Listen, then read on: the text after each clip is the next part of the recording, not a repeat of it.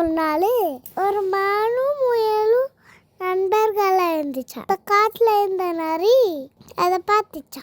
அந்த மானே முயலையும் சாப்பிடணும்னு தந்திரம் பண்ணிச்சா. மானே உன்னோட நண்பனுக்கு ஆபத்து அப்படின்னு சொல்லிச்சா. உடனே முயலை காப்பாற்றுவோம் வான்னு கூட்டிட்டு போச்சா. மானும் பிரச்சனைன்னு நரி கூட பயந்து போச்சான். அந்த வழிய முயல் கூட வந்து பார்த்துருச்சா.